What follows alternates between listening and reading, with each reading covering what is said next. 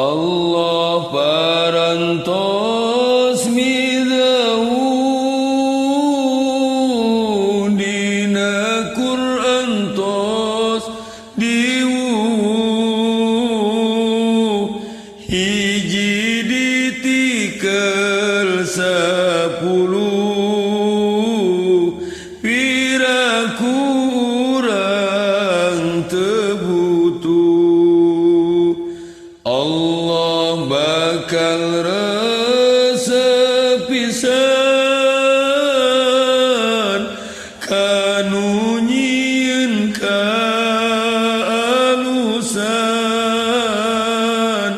bakal maparin balesan 30 sampai ratusan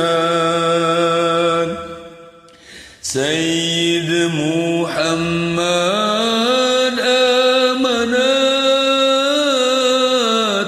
kasadaya para umat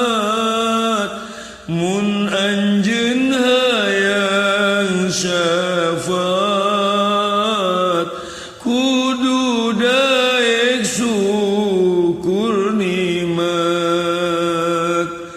Anjeuna utusan Allah dipikanya anakku Allah gaduh gelar Habibullah Muhammadur Rasulullah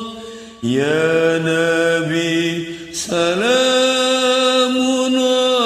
alaik Ya Rasul salamun alaik Ya Habib salamun alaik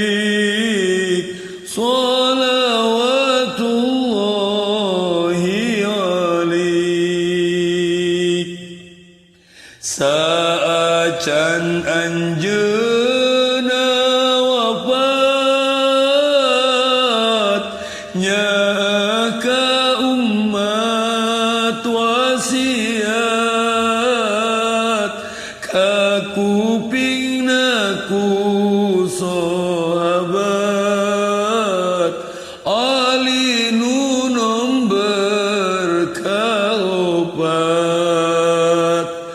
Kanjeng Rasul gaduh niat pikeun kasadaya umat bade maparin syafaat khusus ka umat nu taat Anjeuna bade ngabela ka anu imana bala nedaka Allah Ta'ala rahmat Allah nu tetela Nu hayang menang pitulung ti ayeuna ulah linglung diparentah ulah embung nyembah ka Allah nu agung